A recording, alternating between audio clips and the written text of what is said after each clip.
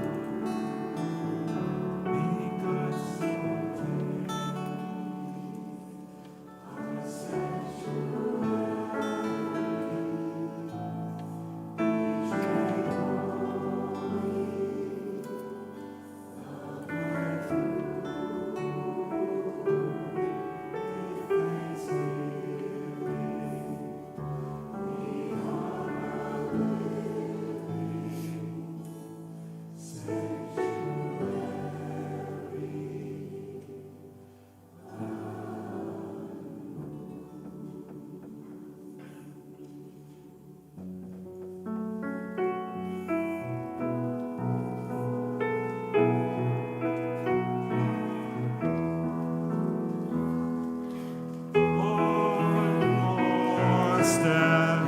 We will take one more step till there is peace for us, and everyone will take one more step.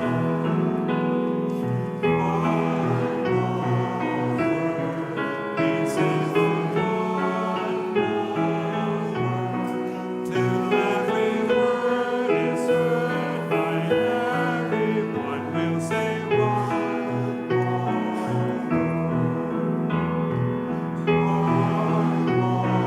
prayer. We will sing one more prayer till every prayer is shared by everyone. We'll say one more prayer. One more song. We will sing one more song till every song is sung by everyone. We'll sing one more song. Please rise in body and spirit as we sing our final song of welcome, We Shall Overcome.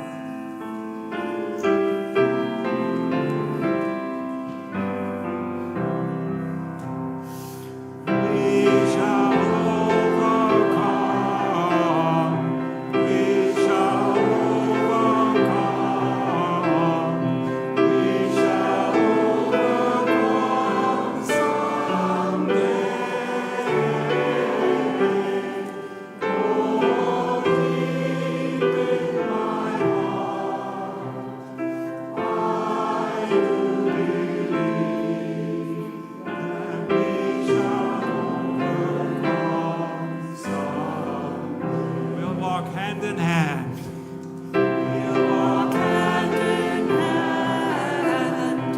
We'll walk hand in hand. We'll walk hand in hand someday. Oh, deep in my heart, I do believe that we shall overcome someday. We shall all be free. We shall all be free. We shall all be free. We shall all be free someday. Oh, deep in my heart, I do believe that we shall overcome someday. We shall live in peace. Shall live in peace. We shall live in peace. We shall live in peace someday. Oh, deep in my heart, I do believe that we shall overcome someday.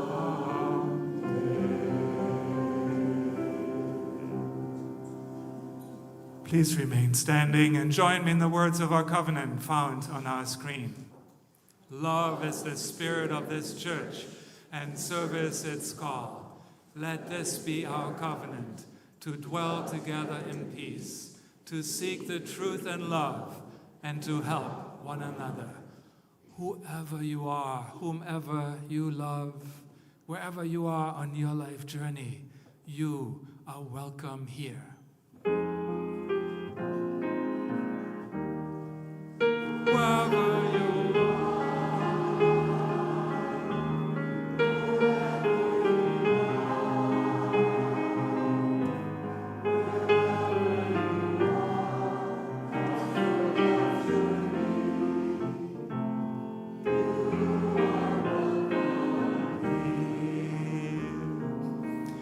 I'm Michael Leuchtenberger, and I get to serve as the settled minister of this caring, curious, and ever-evolving congregation It is good to be here.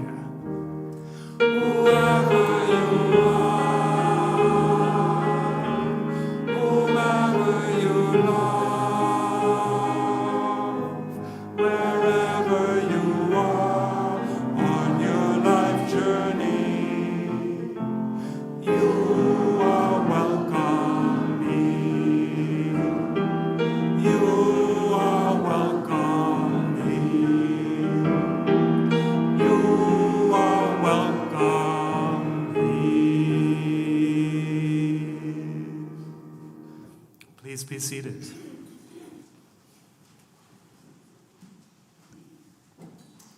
Welcome to worship. So good to be with you today, in person and online. My name is Dory LeCount. I serve as the Family Engagement Coordinator for this music-loving and children-embracing congregation. We are here to support each other on our own and our shared journeys, centered in love, compassion, curiosity, courage, and joy. I'm especially happy to welcome first-time visitors and returning visitors. If you are a visitor, we hope you will find us a community eager to welcome you and respectful of the path that has brought you here this morning. Anyone wearing a colorful stole, right here, is glad to answer any questions that you have. There is written info in the pew folders and at the visitors table for you to take. For our online participants, it would be wonderful if you introduced yourself on the chat so we know you are here with us. Our church buildings are located on the traditional homelands of the Pennacook Abenaki people, past and present. We acknowledge and honor with gratitude the land and the people who have stewarded it for generations. For a complete listing of church events and news, check out our weekly e-bulletin or copy of our parish notes, our monthly newsletter. Here are a few highlights. Our offerings right after the service include, for adults, please join me in the parlor or on Zoom for a sermon dialogue about today's sermon topic. Or head to the chapel for a contemplative practice session titled Filling the Well with Gina and Whittington, also available on Zoom. For a book discussion of The Anxious Generation, join Karen Cox in the Abenaki room. Or if laughter yoga is what speaks to you today, please make your way to the Ken Thomas room where Betsy Kennedy will be ready for you. For kids ages 5 and up, there's our Young Explorer program, and younger kids are welcome to stay in our Rainbow Room nursery. At 12:30, then, all are invited to join us for a free community luncheon in Fellowship Hall, hosted by Circle 17 of our UU Friends of Refugee Ministry. A huge thank you to all the Family Promise volunteers who welcomed, cooked for, cared for, and acted as overnight hosts this past week for the 3 families who are currently looking to find housing of their own. A special thanks to Pam Mosca and Ashley Young, our Family Promise coordinators. Can I see a show of hands? Who all was involved in Family Promise somehow this week here? Wow, amazing, fabulous. Tuesday, all are welcome to join our weekly welcome table dinner at 6 o'clock, a free conversation-rich meal of plant-based, low-packaging food with gluten-free options. Wednesday at 6:30 is the next session of The Power of Myth Viewing and Discussion Series, led by Renee West and Susan Casey. And then on Friday at 5:30, I hope many of you will come and join me here at Church First for caroling with the homeless. We then will go from place to place, 3 or 4 different places. If you can, bring some cookies or bars to leave at each venue. That would be wonderful. That is Friday. And if you're around on Christmas Eve, we would love your help with our 2 Christmas Eve services. Please contact Kath Butcher or the office if you can help out in some form. And then let's see that picture there, Gavin. Mary Ober, where's Mary? Right there. Mary is a congregant and member of our music team, is the founder of Ravi, is that how you say it? Yeah, a fair trade nonprofit working to support education, health and vaccinations, and economic empowerment in Uganda. She will have a table set up in the parlor area for you to learn more about her work and the hope it brings to women, to children, and families in eastern Uganda. And she will have available some beautiful napkins that can serve as holiday presents. She's hoping to raise about $500 in the next little while. Each week, we light our chalice to set this time apart and to mark it as sacred. If you're at home and you have a candle or chalice ready, I invite you to light it now as Lorenzo lights our chalice here in the sanctuary.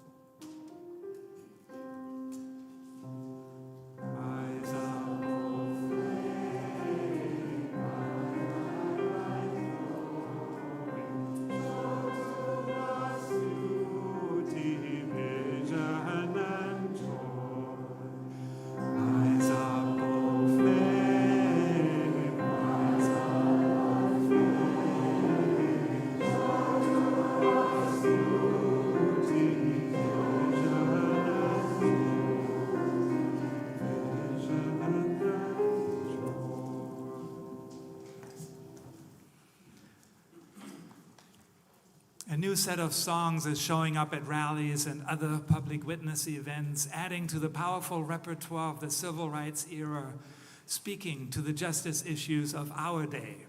Here is one such song from the Justice Choir Songbook, volume number 1. Please feel free to join in on the refrain.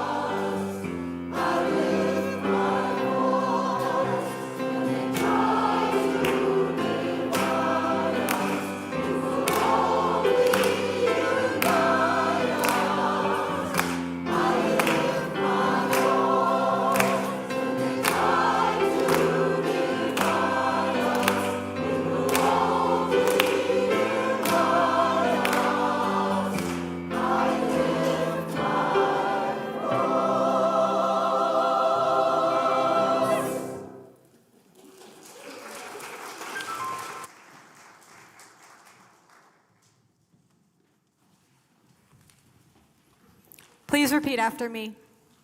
It is a blessing to be.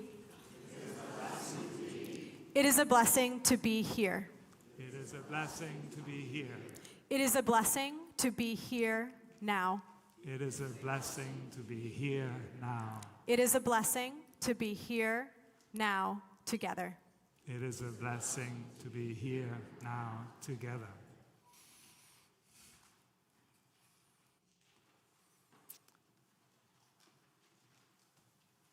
Here is a story I can relate to.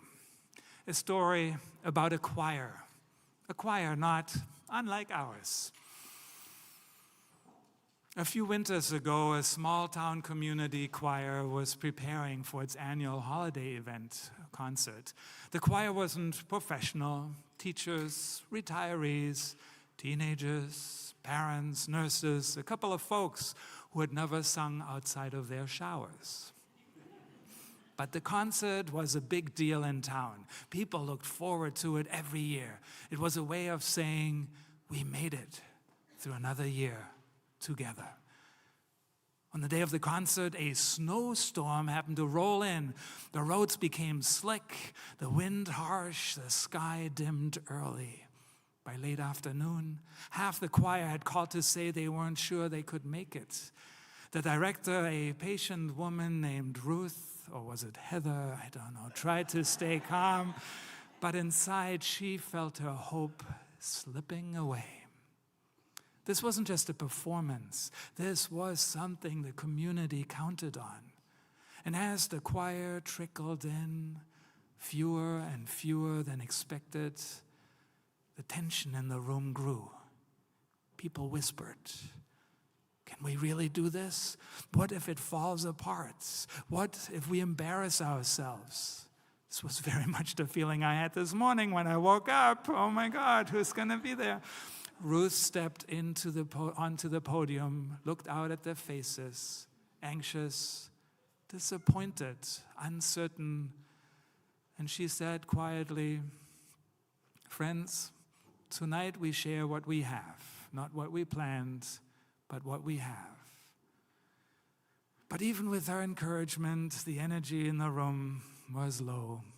The singers felt scattered, unfocused. In the rehearsal run-through, voices wavered, entrances were late. Not like we ever do that, of course, but harmonies fell apart. At one point, the tenor stopped singing altogether. Oh, everyone could feel it. The hope for good performance was shrinking. And then something unexpected happened. A little girl, 8, maybe 9 years old, stood up from the front row of the audience where she'd been waiting for her mother who sang in the choir. The girl walked straight to the conductor and tugged on her sleeve. She said, loud enough for the whole room to hear, I love your choir. Even if you mess up, it's still my favorite thing. The room went silent. And then something shifted. Shoulders relaxed. A few people laughed. Someone wiped away tears. The choir members looked at each other, not with dread, but with a sense of warmth and recognition. That child had offered them something. Not perfection, not certainty, but presence. Simple, genuine presence. During the concert, the choir didn't sing flawlessly. A few notes were missed. A tempo dragged. Someone coughed in the middle of a solo.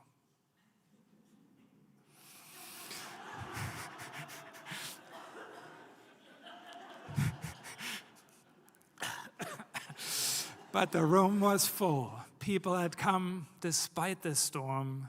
And when the final piece began, a gentle, layered chorus, the choir found something they hadn't had in rehearsal.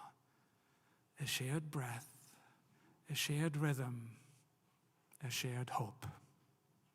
So the audience began swaying. A few hummed along. Someone in the back wiped away tears.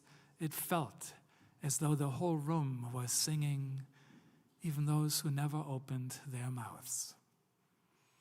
After the concert, Ruth stood by the door, and person after person told her, tonight was exactly what we needed. And she realized something profound. Hope had not come from the polished performance they had planned. Hope had come from being together, imperfect, present, and connected. Hope had become communal, contagious, shared. So please rise in body or spirit as we infuse each other with a sense of hope and passion as we sing together number 1028 in our teal hymnals, The Fire of Commitment. And if you're one of those folks who are joining later today, becoming part of the new members, please come forward to the chancel as you're singing so we can begin the new member ceremony right after our hymn.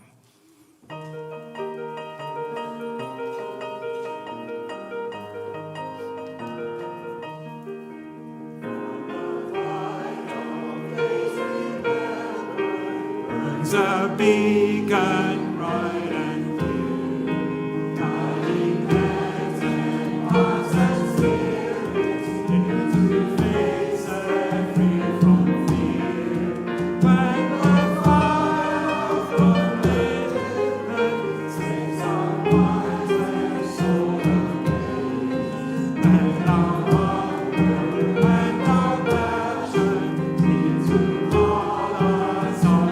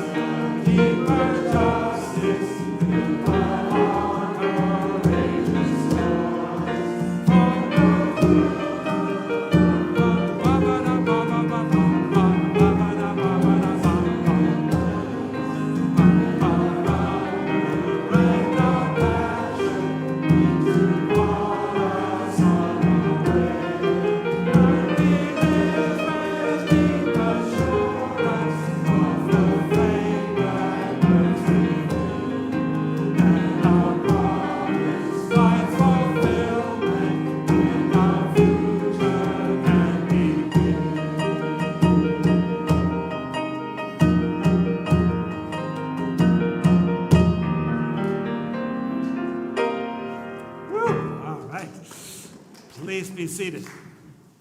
All right, let's see if we can form a real sort of single half circle here around this, if you can spread out. So many people, what a terrible problem to have. It is, isn't it?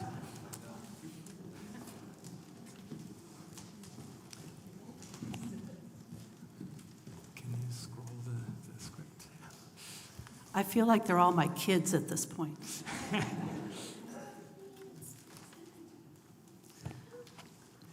Membership is a journey of belonging. I don't know where to put myself. Yes, there we go.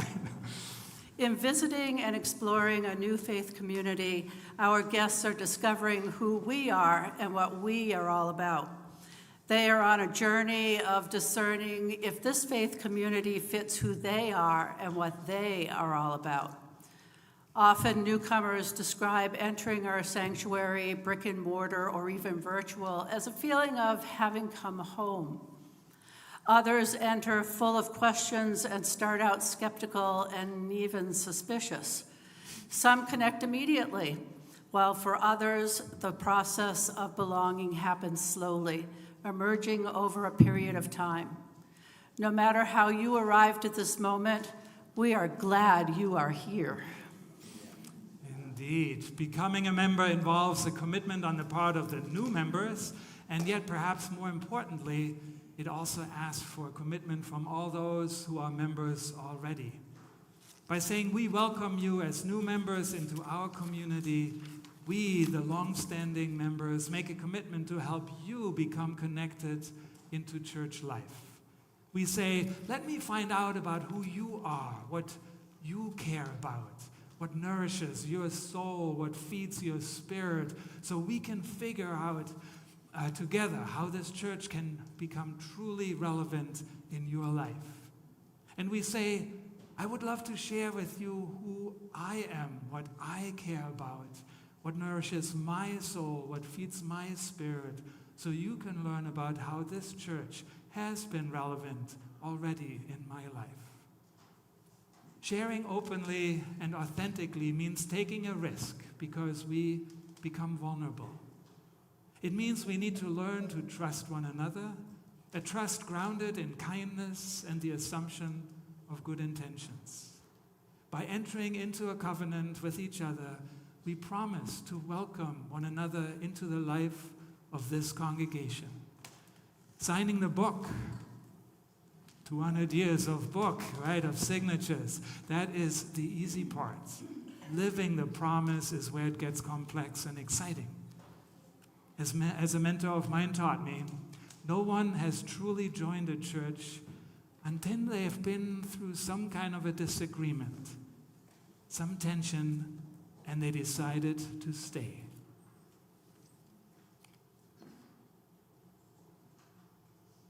Staying in the spirit of love because we promised each other love. Now that is growth in spirit and faith in action.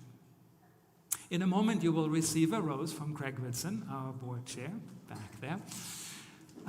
The rose, of course, is a symbol sort of the unfolding and of the beauty that is right there in each of us. And we also use the rose during child dedications. During those child dedications, we remove the thorns.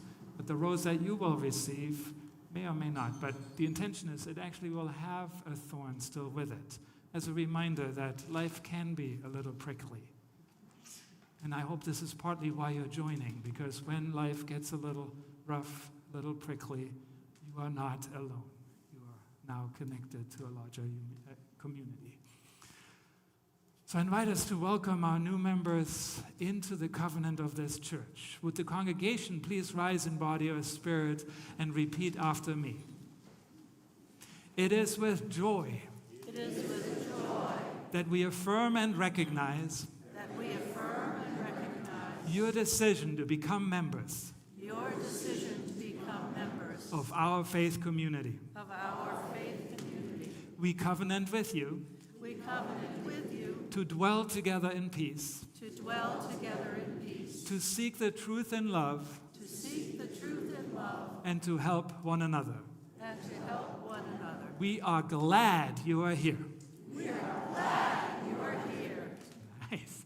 New members, please repeat after me. With joy, we accept the gifts and responsibilities of membership as we join with you in this covenant. We pledge to support our congregation and the association of which it is a part, as we are able, with our hearts and hands, our talents and resources. We are glad to be here. What was that? We are glad to. Oh, okay. All right. So now I invite everyone, please, to repeat after me. Love is the spirit of this church. And service is call. Call and response. Yeah. Love is the spirit of this church. Love is the spirit of this church. And service its call. And service is call. In our work together. In our work together. Across the generations. Across the generations. We recognize that we all have ministries to fulfill. May we become a more effective instrument of service.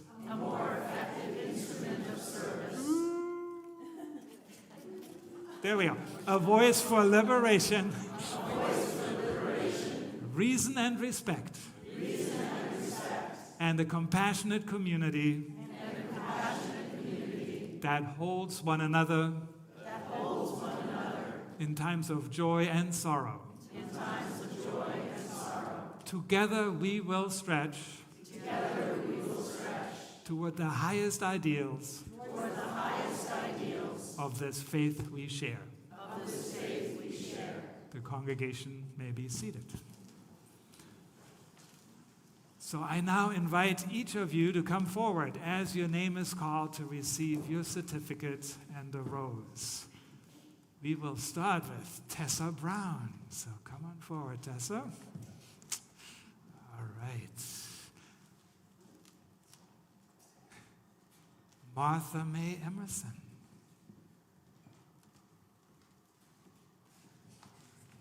Yeah, stay up. Great. Jana Flynn Paddock.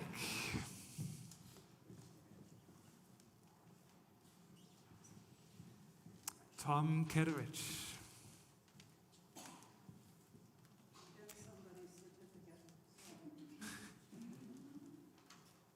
Darlene Ketterich.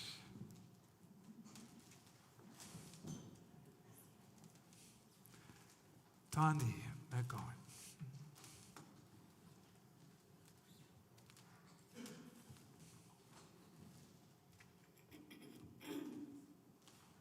Rob Montgomery. Thinking of you. Cheryl Morgan.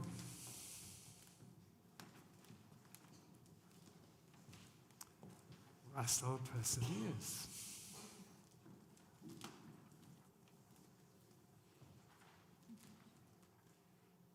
Patty Pinsky. I must feel we ought to have some kind of music underneath here. I don't know. Jen Prosper.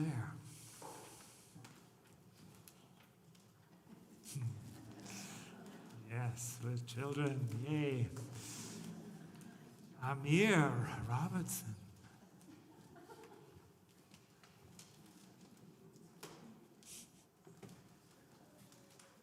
Sabrina Stanwood.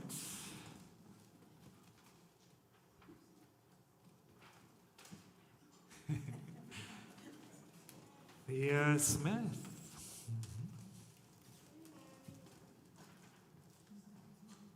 Last but not least, Alice White.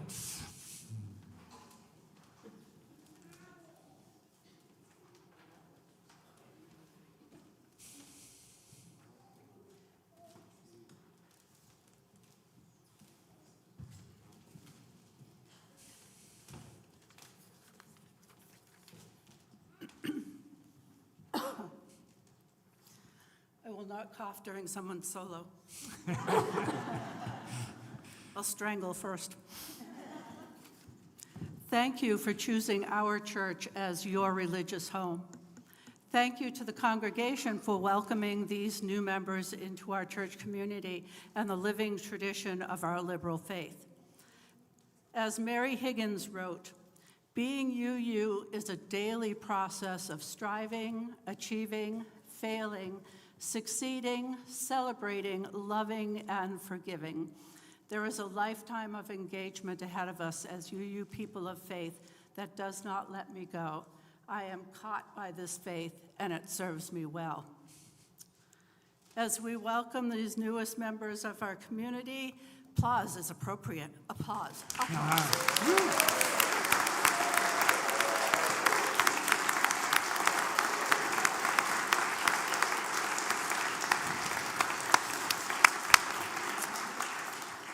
All right, let us now sing our children's blessing along with the movement that embodies its spirit. After we sing it through once, children, if you're here, please meet Dory at the side door so you can go with her to your Young Explorers program.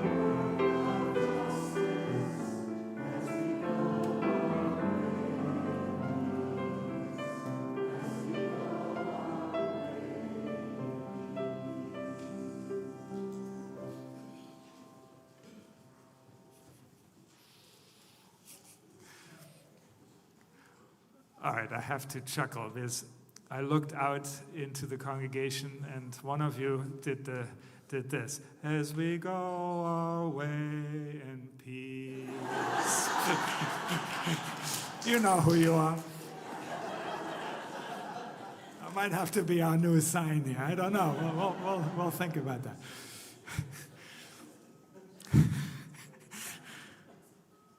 We now turn to the joys and the sorrows we carry individually and as a community. Will you take a breath with me?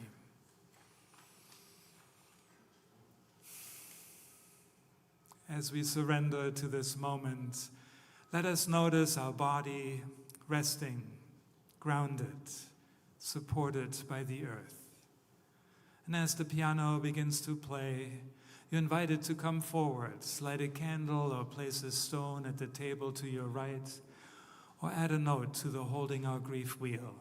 Today's joys and sorrows we will hold in silence with no public sharing at the microphone.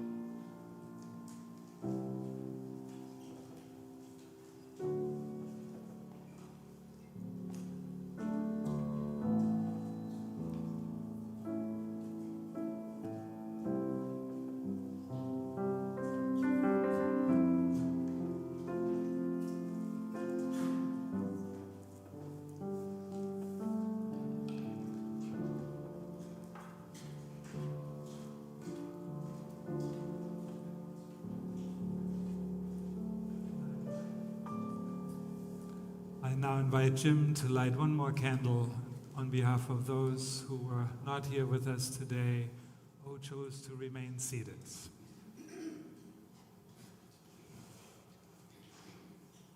I received an email from Pat Hotter for sharing that she had attended Virginia Jocelyn's celebration of life. She wrote, "It was a full house. People, especially elders, memories, photos, food in every room of her home. Virginia's spirit was alive in every conversation. People expressed again and again how much she loved being in our elders' circle. It made my heart sing," she writes. "She will be missed by many." You'll see a picture of her as you exit the hallway here, right there in our Circle of Life area. Whether your joys or sorrows have been named or remain in the silence of your heart, know you are not alone. May we hold our earth in our hearts with joy in her nature, in awe of her majesty, power, and resilience, taking responsibility for the hurts that we have caused her. Will you take another breath with me?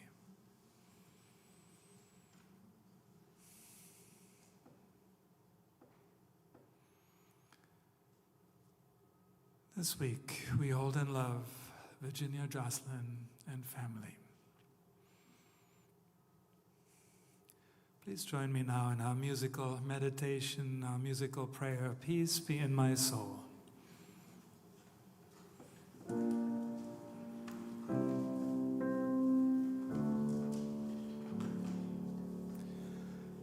Peace be in my soul, oh freedom loving God. Peace be in my soul, surrendering to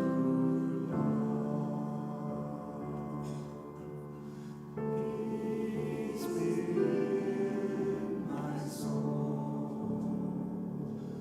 oh freedom letting go. Peace be in my soul, surrendering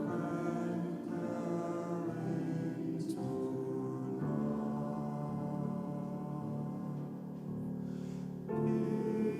peace be in my soul, oh freedom letting go.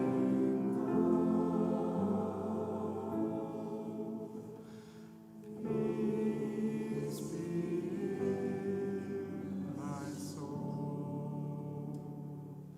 surrendering to love.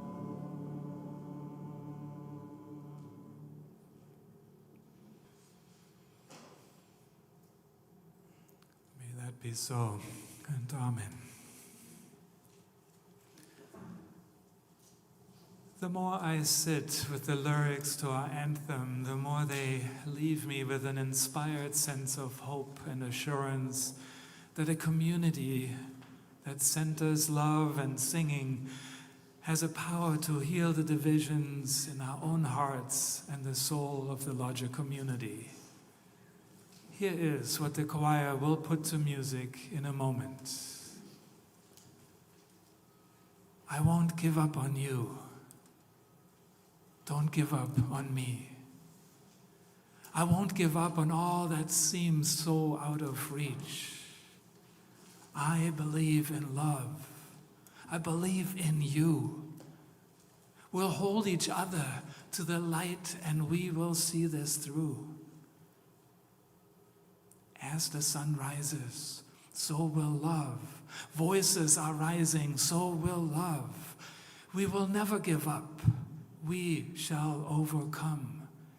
We will remember all the good we thought was gone. We believe in love. We believe in truth.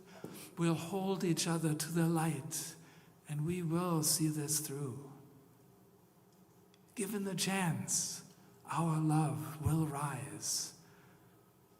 I believe in forgiveness, and I won't stop giving. I'll sing of all the things that make our lives worth living. Will rise.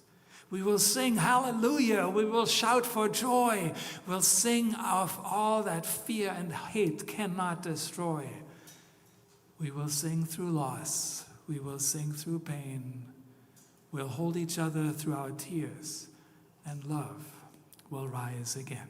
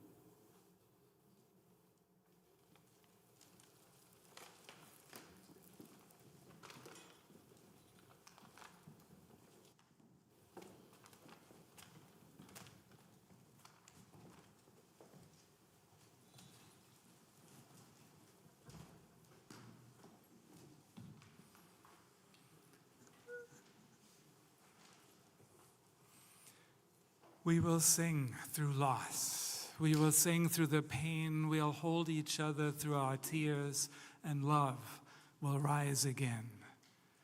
These aren't empty platitudes, words we say to soothe ourselves while avoiding what is really going on.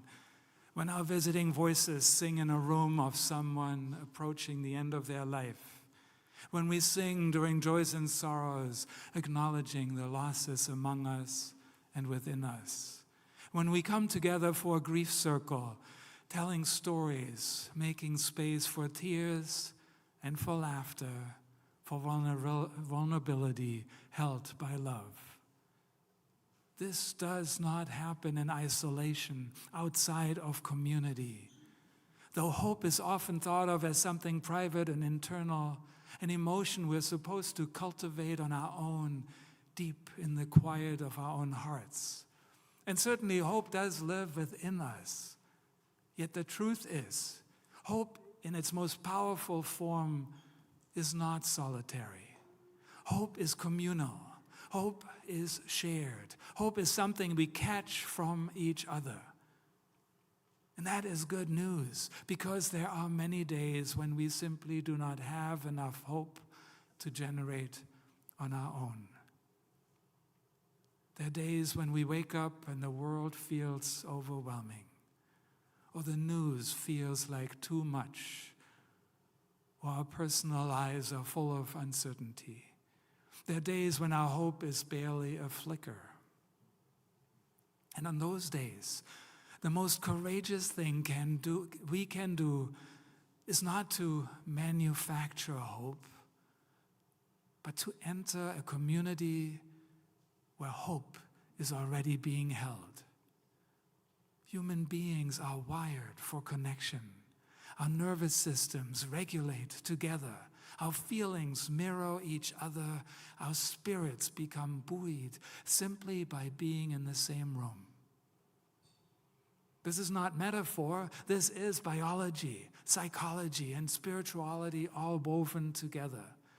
When we gather in a sanctuary or around a table or in a circle of chairs, something changes.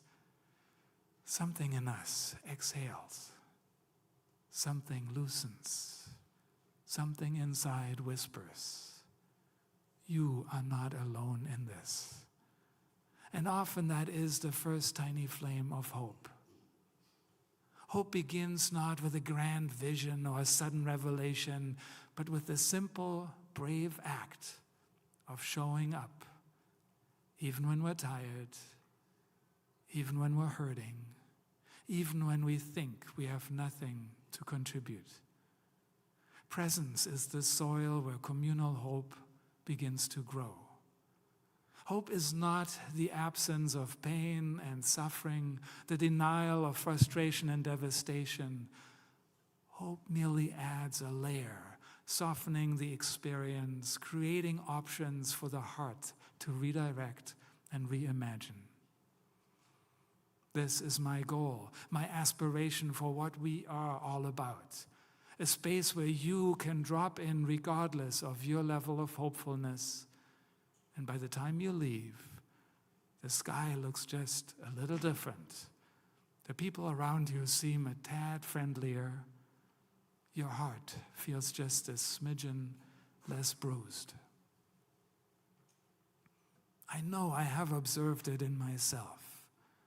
Showing up for choir rehearsal one way, leaving in a different state of mind, a different state of heart. Arriving to worship and allowing myself to be carried to something new because of what the congregation, we together created. Rabbi Sharon Brous, in her book, The Amen Effect, shares this story of when her oldest daughter, Eva, was 3 years old, a little girl. She was getting ready to drive Eva to preschool one morning when a beloved congregant called to share some heartbreaking news. I got off the phone, she writes, and I tried to hold it together as I shuffled Eva into the car. It was uncharacteristically gloomy outside. Los Angeles was covered in a thick, dark layer of cloud. which felt entirely appropriate to my mood. But Eva yanked on my hand and excitedly proclaimed, "Emma, look, the sky is so pretty and blue." "Ah," I said, with a giant knot in my throat, "the sky is dark gray." "No, Emma, it's blue, it's blue." She pointed up to the corner of the sky where there was, in fact, a tiny patch of bright blue peeking out of the dark clouds. My kid was right. The sky was blue. I was so overwhelmed by the gray that I hadn't even noticed.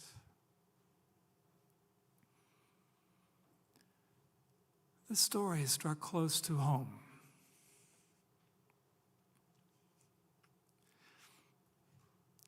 Yesterday afternoon, I made a phone call to a friend. I knew his wife had received a troubling diagnosis. That's why I called. And yet I was entirely unprepared to have him say, she has perhaps 3 to 5 days left to live. What? No, that's not possible. What do you mean? She was fine just a few months ago, caring for other family members. Well, that's not exactly what I said, but it is certainly what I felt. By the time we hung up, my heart was broken. These are friends my age. Our kids were close. We have similar backgrounds. I'd made dinner plans with them, at least in my head. Don't ever wait, Michael.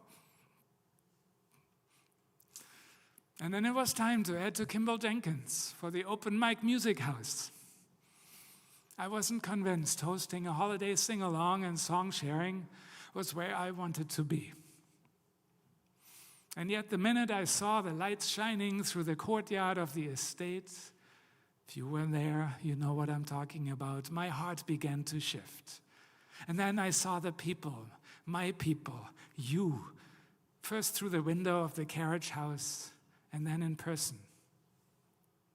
Excited to create this musical event, the space so beautifully arranged and decorated, cookies and other snacks waiting for the guests, and all lovingly pulled together by people each carrying their own heaviness, their own sense of loss, their own need for healing.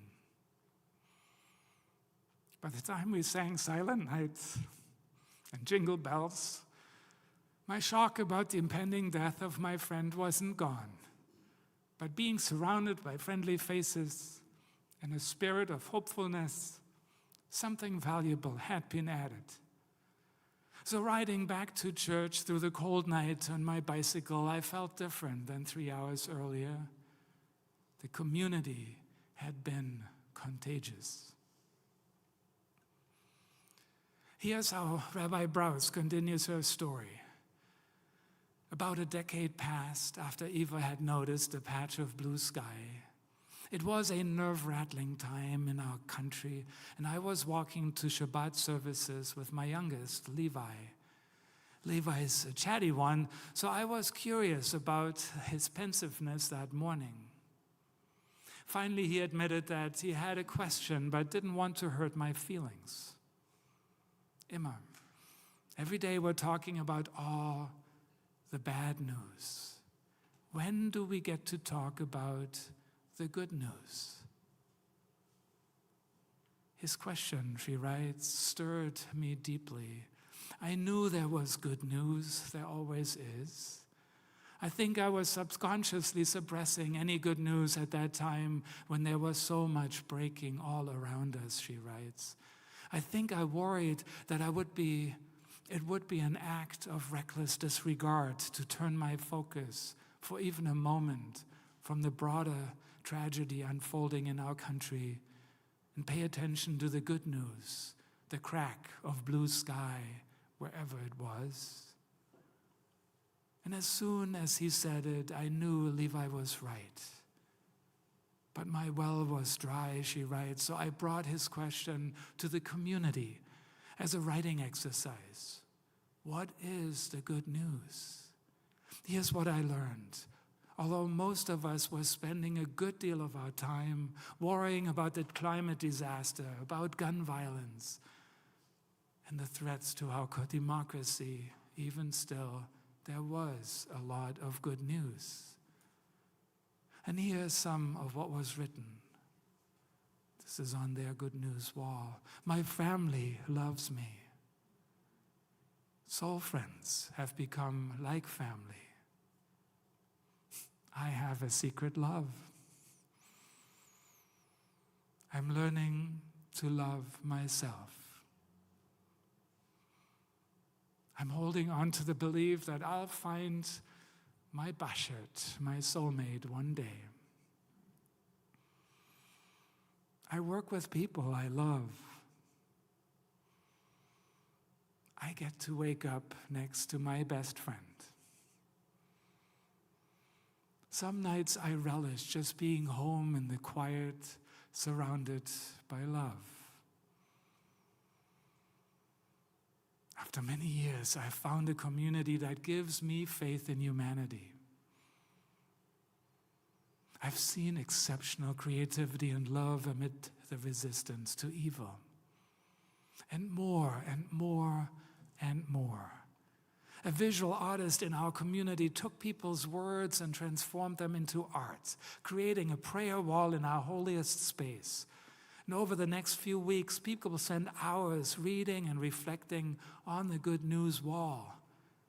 I myself, she writes, meditated before the wall and felt a shift within me from scarcity, depletion, worry, and emptiness to a heart full of gratitude, wonder, and amazement. I realized as I read the community's words a few things. One, there is always good news. Two, for us as relational beings, the good news is often love. And three, sharing the good news is both a biological instinct and a spiritual imperative. I'm drawn to what Sharon Brous writes. When I first read this story over a year ago, I noted in the margins, hey, do this in a service. Write a good news wall. Create a good news wall. And yet, as I was rereading the pages last night, people started pinging me with news of the unresolved mass shooting at my alma mater, Brown University. 2 people dead, 8 or more injured, seriously, in a building I know well, on a campus that will now be devastated. Students and faculty who will be scared forever. A good news wall? You've got to be kidding me. How can I talk about that at a moment like this? And yet both are so real. Both coexist. The unrelenting suffering from yet another school shooting, the imminent loss of a friend, the turmoil of children in New Orleans whose parents are taken from them by government agents as reported and supported by one of our own former youth group members. And the good news I know we could write on our walls, our own good news wall. Next week, our service will focus on how darkness is often a necessary part of the human journey. I know that is true. And it is remarkable to hear people share their stories of how they have dealt with the darkness in their lives. Hope expands when we witness each other's courage. When someone stands up and shares a story of surviving a hard season. When someone sings through their grief and pain with a trembling voice. When someone shows kindness after having been wounded themselves. When someone keeps trying, keeps organizing, keeps loving, keeps showing up. We have collectively witnessed so many among us do this over the years. Your resilience becomes a lantern for the rest of us. It says, look, courage still exists. Healing is still happening. Persistence is possible. And something in our spirits recognizes that truth and leans towards the light. Sometimes we gain more hope from witnessing someone else's resilience than from any amount of inner pep talk we could muster on our own. The power of communal ritual, offering hope when the individual cannot. It could be leading as when we light a chalice, or when we sing, "We shall overcome," or "Sanctuary," or the fire of commitment.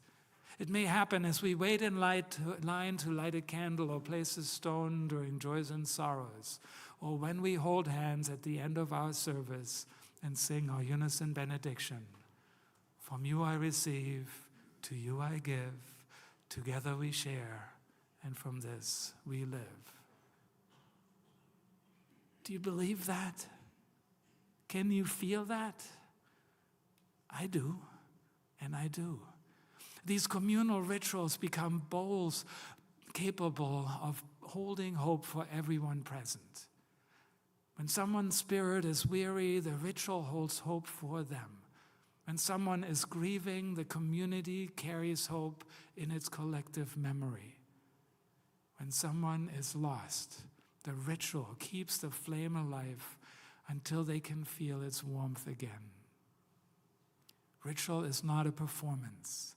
It is a container, sturdy, ancient, and wide enough for all of us. I believe that hope spreads most powerfully not through words alone, but through acts of compassion and courage.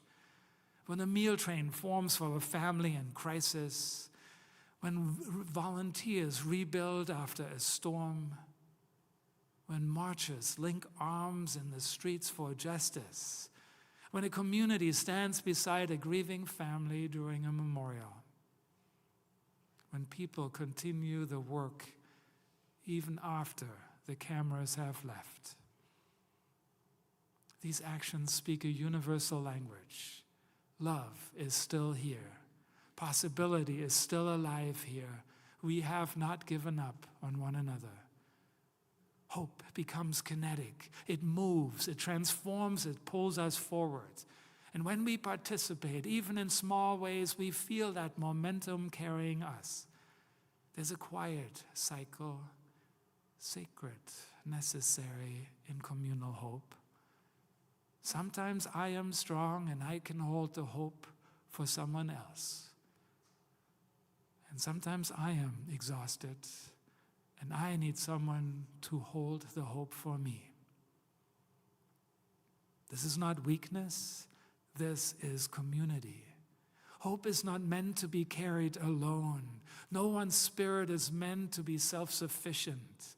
Communal hope is built on the idea that we borrow hope when we need it, and we lend hope when we can. In that exchange, a powerful transformation happens. We begin to trust that hope does not live only in us individually, but in the web of the relationships we create together. Communal hope asks just one thing of us: to be present. Not perfect, not cheerful, not optimistic every moment, just present. Present to one another's stories, present to one another's joys and concerns and sorrows, present to the work of healing and justice even when it feels slow, present to the rituals that remind us of who we are and what we believe. To be present is to be open, to open ourselves to catching hope, like a spark passed from candle to candle, from flame to flame. And when enough of us gather, when enough of us bring our little flame into the same room, something astonishing happens. The light becomes brighter than any one of us could have created alone. The hope becomes larger than any one person's hope could ever be. This is the hope that sustains movements, heals communities, and carries people through unimaginable loss. This is the hope that becomes contagious. So when the world feels heavy, when our personal path feels uncertain, when you worry that your own hope is too fragile, remember this: you don't have to generate hope alone. You don't have to carry hope alone. You don't have to be hope alone. All you need is to step into a circle of others here in this place or wherever your community is found. Because hope, in its deepest and most enduring form, is a communal act. Show up, let yourself be witnessed, participate in the rituals that hold us, take the small actions that ripple outwards. Borrow hope when you need it, offer hope when you can. And trust that in this shared life, this shared community, hope and love will continue to rise unexpectedly, abundantly, and beautifully among us. May that be so. Amen and Ashe.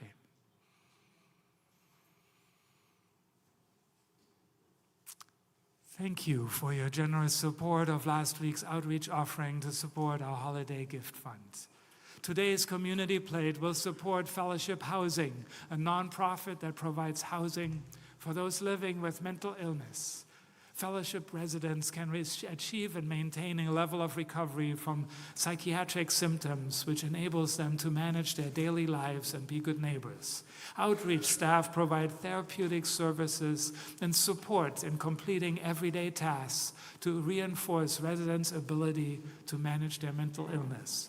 Fellowship Housing contracts with the local community mental health center to provide medically necessary services to clients. Our morning offering will now be gratefully received.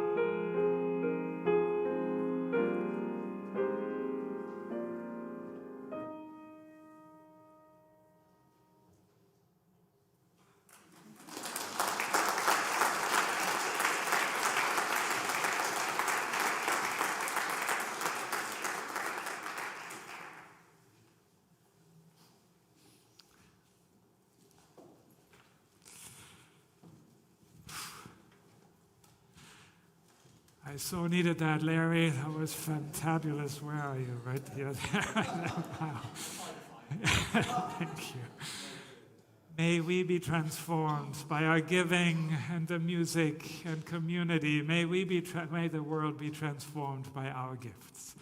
Please rise in body or spirit as we sing our closing hymn, number 1018 in our teal hymnals. Come and go with me.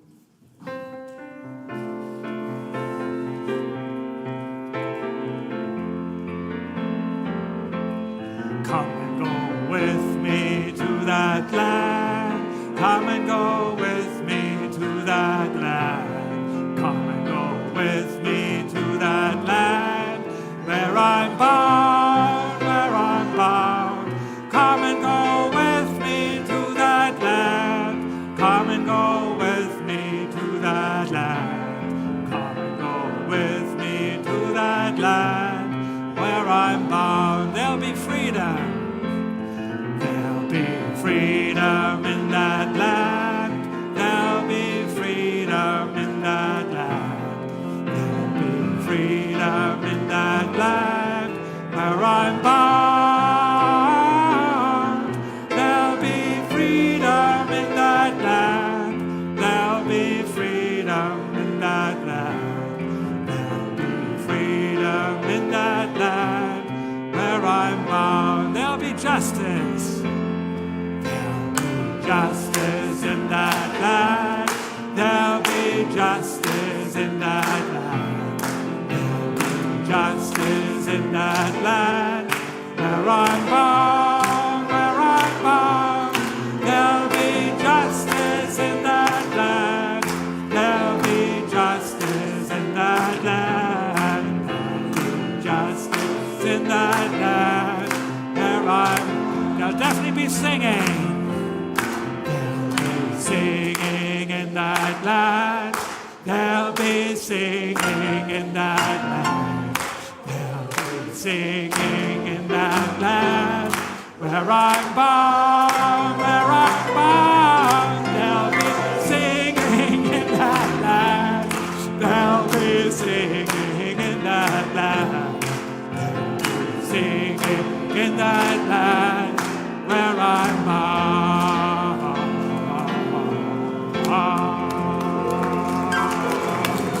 Woo! Hello. Go out into the world in peace. Honor one another. Listen with an open heart. Stay curious. Have courage. Be kind. Experience hope, communal hope. Embrace the mystery. Welcome awe. And live always the way of love. I now invite you to extinguish your chalice at home as, how about Mike? Can you extinguish our chalice right here? Putting you on the spot out here in the sanctuary.